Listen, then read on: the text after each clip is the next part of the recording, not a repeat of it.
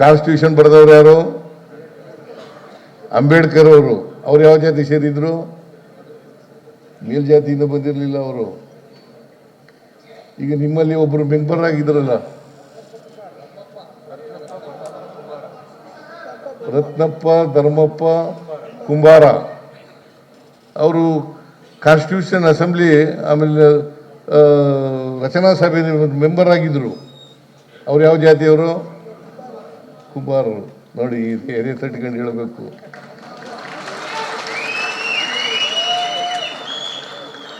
ಅದರಿಂದ ವಿದ್ಯೆ ಇದೆಯಲ್ಲ, ಯಾರಪ್ಪನ ಮನೆ ಸೊತ್ತಲ್ಲ. ಅದು ಒಂದು ಕಾಲ ಹಿಂಗೆ ಹೇಳಿ ಹೇಳಿ ಹೇಳಿ ಹೇಳಿ ಹೇಳಿ ಜನರ ದಾರಿ ತಪ್ಪಿಸಿ ಮಾಡಿದ್ರು. ಈಗ ನೋಡಿ, ಒಂದು ವೇಳೆ ನಾನು ಲಾಯರ್ ಆಗಿರಲಿಲ್ಲ ಅಂತ ಇಟ್ಕೊಳ್ಳೋಣ, ಚೀಫ್ ಮಿನಿಸ್ಟರ್ ಆಗಕ್ಕೆ ಸಾಧ್ಯ ಆಯ್ತಿತ್ತ? ಆಯ್ತಿತ್ತ? ನಮ್ಮಪ್ಪ ಓದಿಸೋದ್ರಿಂದ ನಾನು ಲಾಯರ್ ಆದೆ. ನನ್ನ ತಮ್ಮದಿರಿಬ್ರು ಓದ್ಲೇ ಇಲ್ಲ, ಶಾಲೆಗೆ ಹೋಗ್ಲಿಲ್ಲ. ನಮ್ಮ ಅಕ್ಕದಿರಿಬ್ರು ಓದ್ಲೇ ಇಲ್ಲ, ಶಾಲೆಗೆ ಹೋಗ್ಲಿಲ್ಲ. ನಮ್ಮ ಅಣ್ಣ ಮಾತ್ರ 4ನೇ ತರಗತಿವರೆಗೂ ಓದಿಲ್ಲ. ನಾನು ಯಾಕೆ ಈ ಮಾತು ಹೇಳ್ತಾ ಇದ್ದೀನಿ ಅಂತಂದ್ರೆ, ಅದಕ್ಕೆ ನಾರಾಯಣ್ ಗುರುಗಳು ಗೊತ್ತಿರ್ಬೇಕಲ್ಲ ನಿಮಗೆ. ನಾರಾಯಣ್ ಗುರು ಕೇರಳದವರು. ಅವರು ಶಿಕ್ಷಣಕ್ಕೆ ಒತ್ತು ಕೊಡ್ತಕ್ಕಂಥ ಕೆಲಸವನ್ನು ಮಾಡ್ತಾರೆ.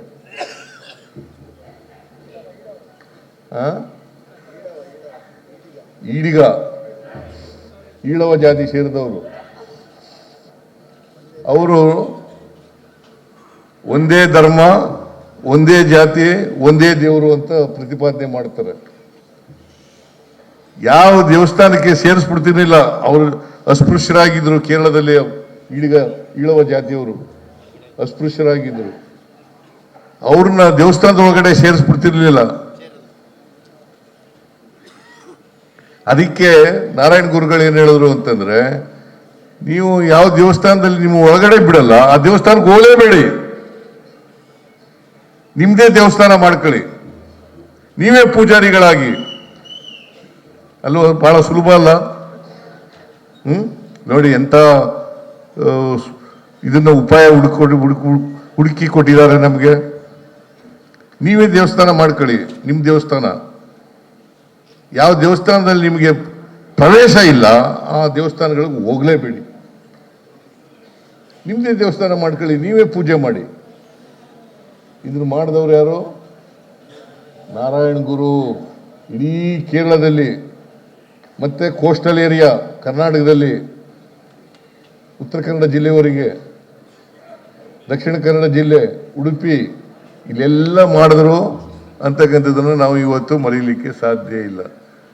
ಅದಕ್ಕೆ ಶಿಕ್ಷಣವೇ ನಿಮಗೆ ಸ್ವಾತಂತ್ರ್ಯ ತಂದು ಕೊಡ್ತಕ್ಕಂಥ ಕೆಲಸ. ಸ್ವಾತಂತ್ರ್ಯ ಯಶಸ್ವಿ ಆಗಬೇಕಾದ್ರೆ ಶಿಕ್ಷಣ ಬಹಳ ಮುಖ್ಯ ಅಂತಕ್ಕಂಥದ್ದನ್ನು ಅರ್ಥ ಮಾಡ್ಕೋಬೇಕಾಗ್ತದೆ. ಶ್ರೀನಿವಾಸ್ ಅವರು ಕೆಲವು ಬೇಡಿಕೆಗಳನ್ನು ನಮ್ಮ ಮುಂದೆ ಇಟ್ಟಿದ್ದಾರೆ.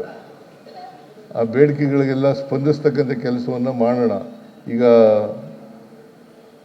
ಇವರು BDAನವರು ಸೈಟ್ ಕೊಟ್ಟಿದ್ದಾರೆ, ಅದಕ್ಕೆ ದುಡ್ಡು ಕೊಡಬೇಕು, ಅನುದಾನ ಕೊಡಬೇಕು ಅಂತ ಹೇಳಿದ್ದೀರಿ. ಅದಕ್ಕೆ ಅನುದಾನ ಕೊಡೋಣ.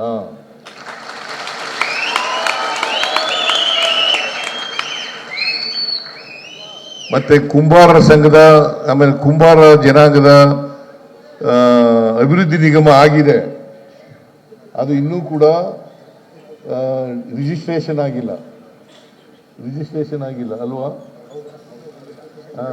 ಆ ರಿಜಿಸ್ಟ್ರೇಷನ್ ಮಾಡಿಸಿ ಅದಕ್ಕೂ ಕೂಡ ಅನುದಾನವನ್ನ ಕೊಡ್ತೇನೆ ಅಂತಕ್ಕಂಥ ಮಾತುಗಳನ್ನ ಈ ಸಂದರ್ಭದಲ್ಲಿ ಹೇಳಲಿಕ್ಕೆ ಬಯಸ್ತಾ ಇದ್ದೀನಿ.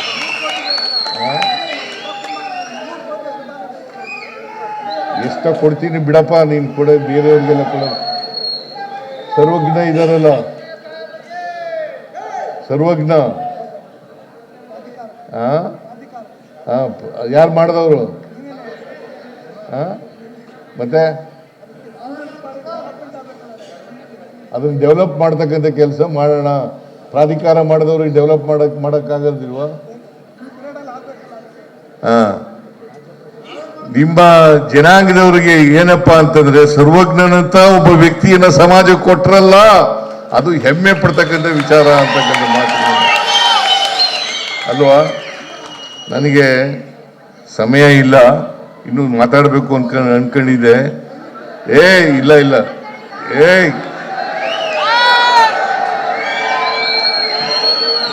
3 ಗಂಟೆಗೇನೆ ಏರ್ಪೋರ್ಟ್ ನಲ್ಲಿ ಇರಬೇಕು.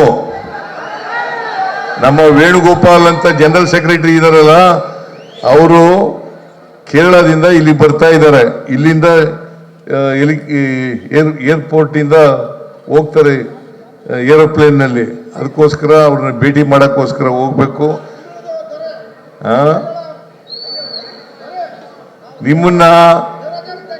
ನಿಮಗೆ ಸರ್ಕಾರ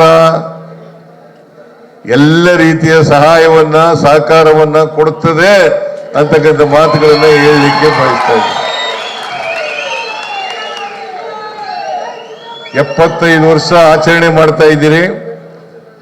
ಅದು ಇನ್ನೂ ನಿಮ್ಮ ಸಂಘ ಬೆಳೀಲಿ, ದೀರ್ಘಕಾಲ ಇರಲಿ ಅಂತೇಳಿ ಆಶಿಸಿ ನನ್ನ ಮಾತುಗಳನ್ನು ಮುಗಿಸ್ತೇನೆ. ನಿಮ್ಮೆಲ್ಲರಿಗೂ